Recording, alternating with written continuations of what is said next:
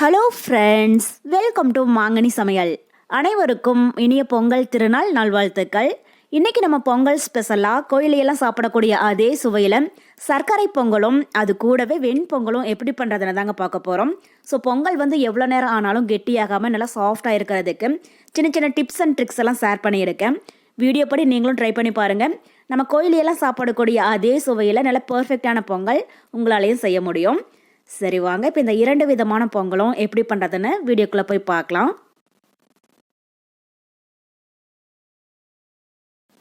சர்க்கரை பொங்கல் பண்ணுறதுக்கு நான் 1 கப் அளவுக்கு பச்சரிசியும் அதே கப்பில் 1/4 கப் அளவுக்கு பாசி பருப்பும் எடுத்து வச்சுருக்கேங்க. கப்பாகட்டும் டம்ளர் ஆகட்டும், நீங்கள் எதில் அரிசி அளந்து எடுக்கிறீங்களோ அதே கப்பில் பாசிப்பருப்பு, வெல்லம், தண்ணி இது எல்லாத்தையுமே அளந்து எடுத்துக்கோங்க. அப்போ தான் பொங்கல் நமக்கு கரெக்டான பதத்தில் எவ்வளோ நேரம் ஆனாலும் கெட்டியாகாமல் நல்லா சாஃப்டாகவே இருக்கும். இப்போ ஃபஸ்ட்டு நம்ம பாசிப்பருப்பை வறுத்தெடுத்துக்கலாம். அதுக்கு ஒரு கடாயில் நம்ம எடுத்து வச்சுருக்கிற பாசிப்பருப்பை உள்ளே சேர்த்துட்டு ஸ்டவ் மீடியம் ஹீட்டில் வச்சு இது லைட்டாக பொன்னிறமாகிற அளவுக்கு வறுத்துடுங்க. ஸ்டவ் ஹையில் வைக்க வேண்டாம், மீடியம் ஹீட்லேயே வச்சு வருங்க. அப்போ தான் பாசிப்பருப்பு கலர் மாறிடாமல் ஒரே மாதிரி நல்லா வறுபடும். இது மாதிரி நம்ம பாசிப்பருப்பை நல்லா வறுத்துட்டு சர்க்கரை பொங்கல் பண்ணுறம்போது பொங்கலுடைய மனமும் சுவையும் அவ்வளோ ரொம்ப அருமையாக இருக்கும். பாருங்கள், இப்போ பாசிப்பருப்பு நல்லா வறுப்பட்டு நல்லா ஸ்மெல் வர ஆரம்பிச்சிடுச்சு. ரொம்பவே கலர் மாறிடக்கூடாது, இந்த அளவுக்கு லைட்டாக பொன்னிறமாச்சுன்னா போதும். இப்போ இந்த ஸ்டேஜில் ஸ்டவ் ஆஃப் பண்ணிவிட்டு இதை ஒரு மிக்சிங் பவுலுக்கு மாற்றிடலாம்.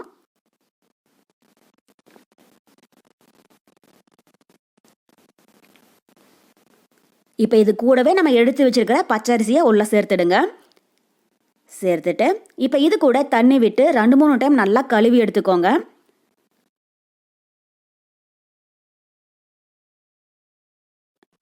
ஸோ அரிசியும் பருப்பையும் ஊற வைக்கணும் அப்படிங்கிறது கிடையாது. உங்களுக்கு டைம் இருந்துச்சு அப்படின்னா மட்டும் ஒரு 20 நிமிஷம் போல் ஊற வச்சு எடுத்துக்கோங்க. டைம் இல்லை அப்படின்னா எப்பயுமே சாதத்துக்கெல்லாம் வைக்கிற விசிலை விட ஒரு 2 விசில் எக்ஸ்ட்ரா விட்டீங்க அப்படின்னா அரிசியும் பருப்பும் நல்லா குழைவாக வெந்து வந்துடும். இப்போ அரிசியும் பருப்பையும் நல்லா கழுவி எடுத்துட்டு இப்போ இதை ஒரு குக்கருக்கு மாற்றிடலாம்.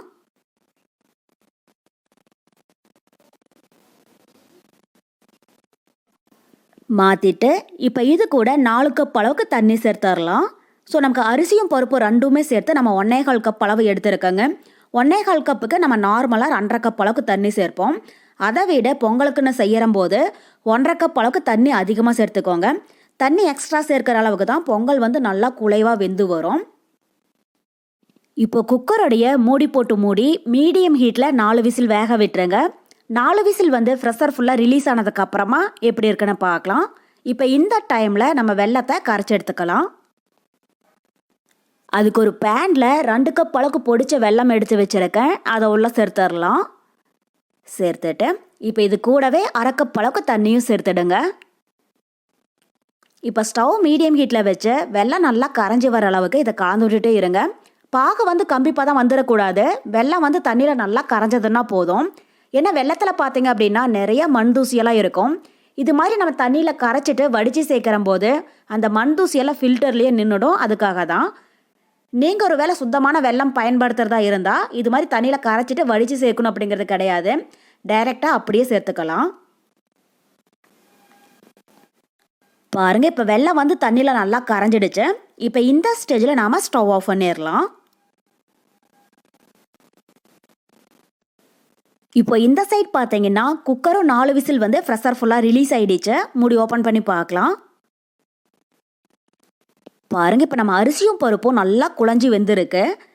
நம்ம சேர்த்த தண்ணிக்கும் அரிசியும் பருப்பும் வெந்து வர்றதுக்கும் அளவு சரியாக போயிடுச்சு. இது இப்போ கரண்டியால் நல்லா சாஃப்டாக மசிச்சு விட்டுக்கோங்க. பாருங்கள், இது மாதிரி எந்த அளவுக்கு நல்லா சாஃப்டாக மசிக்க முடியுமோ அதுக்கு தகுந்த அளவுக்கு மசிச்சுக்கோங்க. அப்போ தான் பொங்கல் நல்லா டேஸ்ட்டாக இருக்கும்.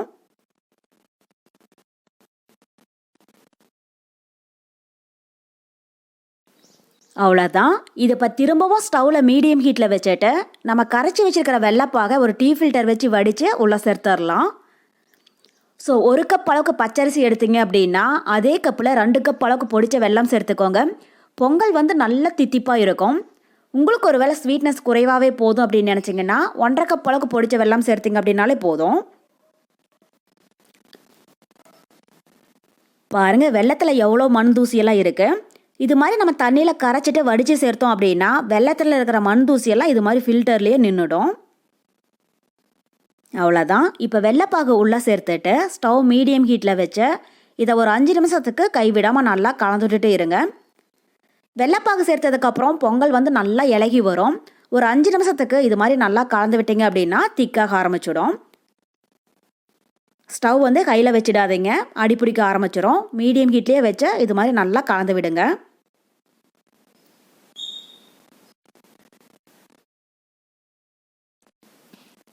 பாருங்கள், இப்போ பொங்கல் ஓரளவுக்கு திக்காக ஆரம்பிச்சிடுச்சு.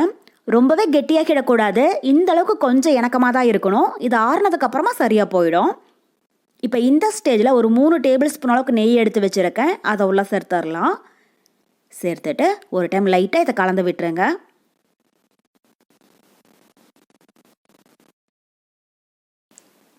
பாருங்கள், இப்போ நம்ம சேர்த்த நெய்யெல்லாம் பொங்கலோட ஒன்றா நல்லா சேர்ந்து வந்துருச்சு.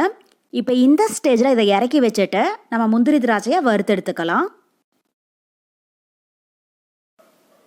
அதுக்கு ஒரு பேனில் 4 டேபிள் ஸ்பூன் அளவுக்கு நெய் எடுத்து வச்சுருக்கேன், அதை உள்ள சேர்த்துடலாம். நெய் உருகினதும் ஸ்டவ் மீடியம் ஹீட்டில் வச்சுட்டு ஒரு 20 போல் முந்திரி பருப்பை உடச்சி வச்சுருக்கேன், அதையும் சேர்த்துடலாம். சேர்த்துட்டு ஸ்டவ் மீடியம் ஹீட்டில் வச்சு இது லைட்டாக பொன்னிறம் ஆகிற அளவுக்கு வறுத்துடுங்க. பாருங்கள், இப்போ முந்திரி பருப்பு லைட்டாக வறுப்பட்டுருச்சு. ரொம்பவே கார் மாறிடக்கூடாது, இந்த அளவுக்கு வறுப்பட்டுச்சுன்னா போதும். இப்போ இது கூட அரைக்கப் அளவுக்கு தேங்காவை சின்ன சின்ன பீசஸாக மெலிசாக கட் பண்ணி வச்சுருக்கேன், அதை உள்ள சேர்த்துடலாம். சேர்த்துட்டு இப்போ தேங்காயுடைய ஈரப்பதம் போய் லைட்டாக பொன்னிறமாகிற அளவுக்கு வறுத்துடுங்க. ஸோ இந்த பொங்கலுக்கு முந்திரி, திராட்சை, தேங்காய் இது எல்லாமே நம்மளுடைய விருப்பம்தான். எந்த அளவுக்கு சேர்க்கிறோமோ அந்த அளவுக்கு பொங்கலோடைய டேஸ்ட் வந்து ரொம்பவே நல்லா இருக்கும். உங்கள் விருப்பத்துக்கு தகுந்த மாதிரி நீங்கள் கூட்டி குறைச்சி ஆட் பண்ணிக்கோங்க. இப்போ தேங்காயுடைய ஈரப்பதம் போக நல்லா வறுப்பட்டு முந்திரி பருப்பு பொன்னிறமாயிடுச்சு. இப்போ இது கூட 2 டேபிள் ஸ்பூன் அளவுக்கு உலர் திராட்சை எடுத்து வச்சுருக்கேன், அதை உள்ள சேர்த்துடலாம். சேர்த்துட்டு திராட்சை நல்லா பபிள்ஸ் மாதிரி ஆகிற அளவுக்கு வறுத்துடுங்க.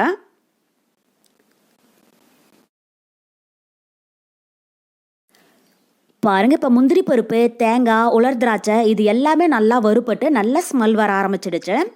இப்போ இந்த ஸ்டேஜில் நம்ம ஸ்டவ் ஆஃப் பண்ணிவிட்டு இதை பொங்கலோட ஒன்றா சேர்த்துடலாம்.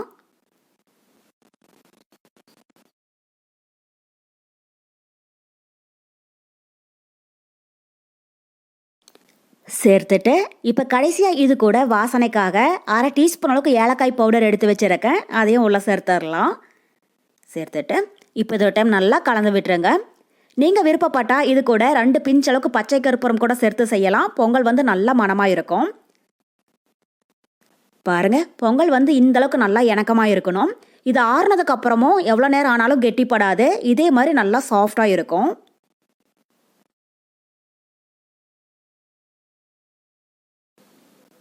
அவ்வளோதான், நமக்கு இப்போது ரொம்ப ரொம்ப சுவையான கோயில் சர்க்கரை பொங்கல் ரொம்பவே சூப்பராக தயாராகிடுச்சு. அடுத்தது நம்ம வெண்பொங்கல் எப்படி பண்ணுறதுன்னு பார்க்கலாம். வெண்பொங்கல் பண்ணுறதுக்கு அரைக்கப்பளவுக்கு பாசி பருப்பு எடுத்து வச்சுருக்கேங்க, அது இப்போ பேனில் சேர்த்துட்டு ஸ்டவ் மீடியம் ஹீட்டில் வச்சு இது நல்லா வாசம் வர அளவுக்கு வறுத்து எடுத்துக்கோங்க. நம்ம சக்கரை பொங்கலுக்கு 1 கப் பச்சரிசிக்கு 1/4 கப் அளவுக்கு பாசிப்பருப்பு சேர்த்தோம். அதே வெண்பொங்கலுக்கு 1 கப் அரிசிக்கு 1/2 கப் அளவுக்கு பாசிப்பருப்பு சேர்த்துக்கோங்க. அப்போ தான் அளவு சரியாக இருக்கும், டேஸ்ட்டும் ரொம்பவே நல்லா இருக்கும். பாருங்கள், இப்போ பாசிப்பருப்பு நல்லா வாசம் வர அளவுக்கு வறுப்பட்டுருச்சு. ரொம்பவே கலர் மாறிடக்கூடாது, இந்த அளவுக்கு லைட்டாக பொன்னிறமாச்சுன்னா போதும். இப்போ இதை குக்கரில் சேர்த்துடலாம்.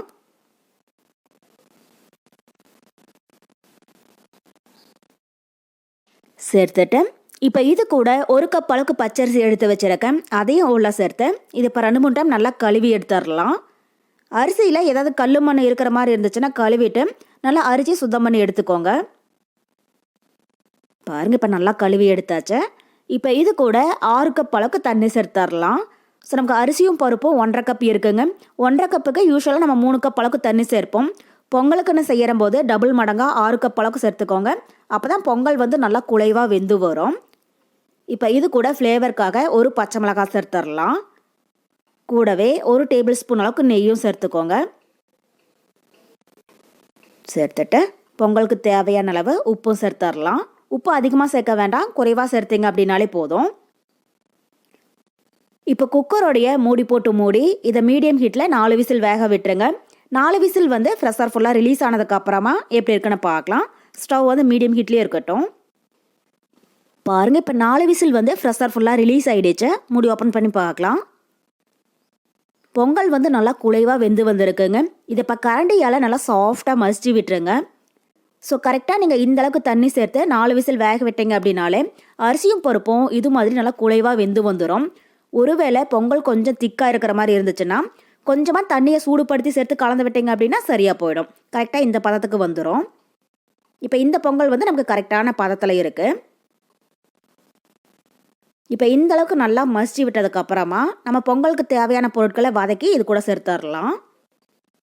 அதுக்கு பேனில் 2 டேபிள் ஸ்பூன் அளவுக்கு நெய் சேர்த்துக்கோங்க. கூடவே 2 டேபிள் ஸ்பூன் அளவுக்கு ஆயிலும் சேர்த்துடலாம். ஸோ எண்ணெய் வந்து நீங்கள் விருப்பப்பட்டால் சேர்த்துக்கோங்க, இல்லைனாலும் பரவாயில்லை. இது சேர்க்கிற போது நமக்கு எவ்வளோ நேரம் ஆனாலும் பொங்கல் கெட்டியாகாமல் நம்ம செஞ்சுருக்கிற மாதிரி நல்லா சாஃப்டாகவே இருக்கும். இப்போ எண்ணெயும் நெய்யும் நல்லா சூடானதுக்கப்புறமா இது கூட ஒரு 10 போல் முந்திரி பருப்பு உடச்சி வச்சுருக்காங்க. அதை உள்ள சேர்த்துட்டு இது லைட்டாக பொன்னிறமாகிற அளவுக்கு வறுத்தரலாம். முந்திரி பருப்பு நம்மளுடைய விருப்பம் தாங்க. நீங்கள் உங்கள் விருப்பத்துக்கு தகுந்த மாதிரி கூட்டி குறைச்சி ஆட் பண்ணிக்கோங்க. இப்போ முந்திரி பருப்பு லைட்டாக வறுப்பட்டதும் இது கூட 1 டீஸ்பூன் சீரகம், 1/2 டீஸ்பூன் மிளகு, கூடவே 1/2 இன்ச் அளவுக்கு இஞ்சியை தோலெல்லாம் சீவிட்டு சின்ன சின்னதாக கட் பண்ணி வச்சுருக்கேன். அது 1/4 டீஸ்பூன் பெருங்காயத்தூள், பொங்கலுக்கு லைட்டாக ஒரு கலர் கொடுக்கறதுக்காக 2 பிஞ்ச் அளவுக்கு மஞ்சள் தூள். மஞ்சள் தூள் ஆப்ஷனல் தான், நீங்கள் விருப்பப்பட்டால் சேர்த்துக்கோங்க, இல்லைனாலும் பரவாயில்லை. அப்புறம் பொங்கலுக்கு தேவையான அளவு உப்பு சேர்த்துடலாம். உப்பு சேர்க்கிற போது குறைவாக சேர்த்துக்கோங்க. ஃபஸ்ட்டே நம்ம பொங்கல் வேக வைக்கிற போது கொஞ்சம் அளவாக சேர்த்துருக்கோம். அப்புறம் கடைசியாக கொஞ்சமாக கருவேப்பிலை சேர்த்துடலாம். கருவேப்பிலை கொஞ்சம் அதிகமாக சேர்த்துக்கோங்க, பொங்கல் நல்லா மணமாக இருக்கும். சேர்த்துட்டு இது இப்போ எல்லாமே நல்லா வாசம் வர அளவுக்கு வறுத்துடுங்க. ஸ்டவ் வந்து மீடியம் ஹீட்டில் வச்சு வருங்க. அப்போ தான் கருகிடாமல் நல்லா வறுபடும். பாருங்கள், இப்போ எல்லா பொருளுமே நல்லா வறுப்பட்டு நல்லா ஸ்மெல் வர ஆரம்பிச்சிடுச்சு. இப்போ ஸ்டவ் ஆஃப் பண்ணிவிட்டு இது கூட கொஞ்சமாக பொடியாக கட் பண்ணின மல்லியெல்லாம் சேர்த்துட்டு ஒரு டைம் லைட்டாக கலந்து விட்டுட்டு இதை பொங்கலோட ஒன்றா சேர்த்துடலாம். ஸ்டவ் ஆஃப் பண்ணிவிட்டு அதுக்கப்புறமா மல்லியெல்லாம் சேர்த்துக்கோங்க. ரொம்ப கலர் மாதிரி இடக்கூடாது. மல்லியெல்லாம் சேர்த்ததுக்கப்புறம் இந்த அளவுக்கு இருந்துச்சுன்னா போதும். இப்போ இதை பொங்கலாக சேர்த்துடலாம். சேர்த்துட்டு இது இப்போ ஒரு டைம் நல்லா கலந்து விட்டுருங்க.